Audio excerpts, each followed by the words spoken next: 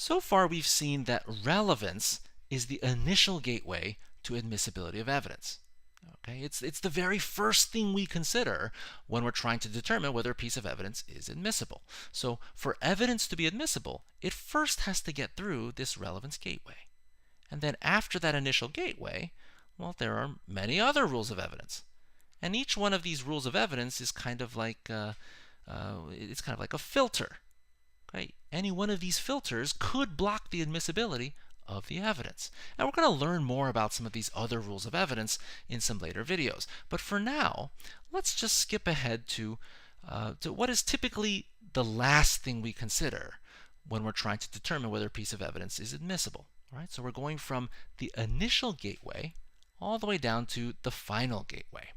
And this final gateway is actually referred to in a few different ways.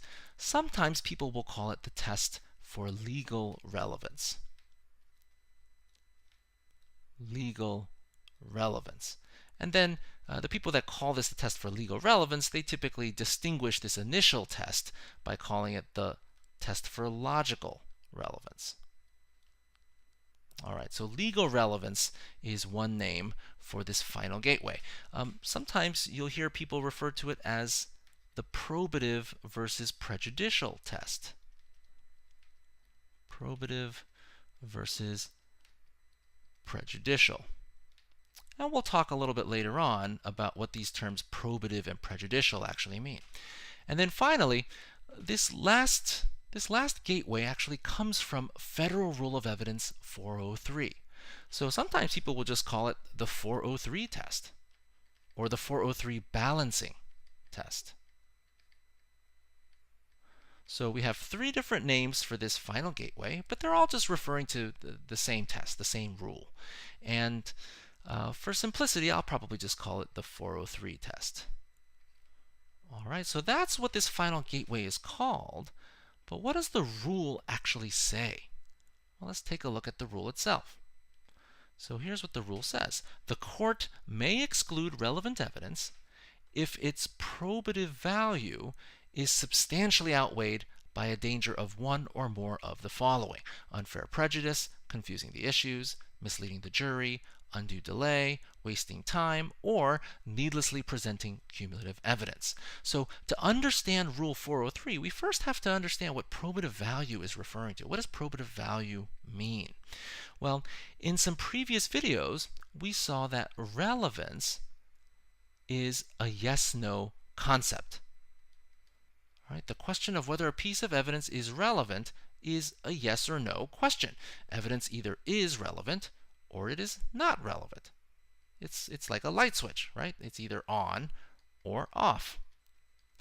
And the reason this is true is that the definition of relevance says that evidence is relevant if it has any tendency to make a fact of consequence more or less probable, more or less likely to be true. So as long as evidence has any tendency at all, to make a fact of consequence more or less likely to be true, then by definition, it is relevant, regardless of how big or how small that tendency actually was. But of course, some pieces of evidence do have more or less of a tendency to make some fact true or untrue.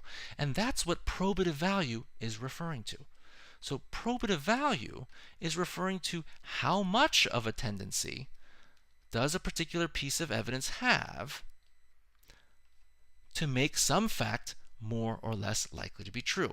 And we can try to plot probative value on this line here.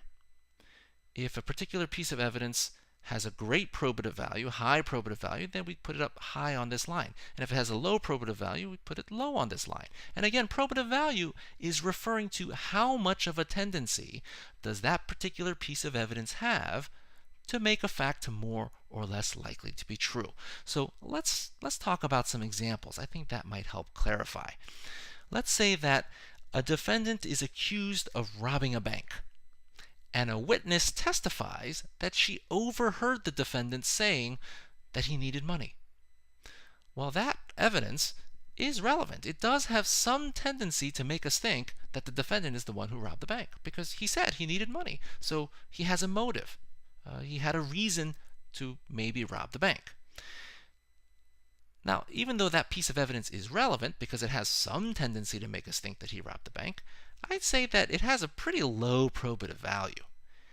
It doesn't have a very strong tendency to make us think that he robbed the bank because, well, a lot of people need money, but they don't then go off and rob banks, right? So the fact that the defendant said he needed money, that's not likely to really make us think that much that he's the one who robbed the bank. So I'd say that the probative value of that evidence is pretty low, maybe somewhere down here. Okay, so somewhere around here. All right, well, let's consider another piece of evidence then. In that same trial, let's say that another witness then testified that she saw the robber running out of the bank. Right? So she actually saw the robber. And let's say that she testifies that the defendant matches the description of the person that she saw running out of the bank. Well, that evidence is also relevant because it also has some tendency to make us think that the defendant is the one who robbed the bank. And I'd say that the probative value of this evidence is quite a bit higher. Because this evidence has a much greater tendency to make us think that, hey, maybe the defendant really is the one who robbed the bank. I mean, after all, he matches the description of the person that the witness saw running out of the bank. So I think the probative value of this evidence is quite a bit higher. All right, let's do one more example. This time, let's say that the defendant produces some evidence. The defendant produces a police record showing that he was actually in police custody at the time of the bank robbery. All right, maybe he got arrested for some other reason, and he was actually in handcuffs in the back of a police car at the time that the robbery took place. Well, is that relevant evidence? Yes, it is, because it has some tendency to make us think that the defendant did not rob the bank. It has a tendency to make us think that the fact of the defendant robbing the bank is actually untrue.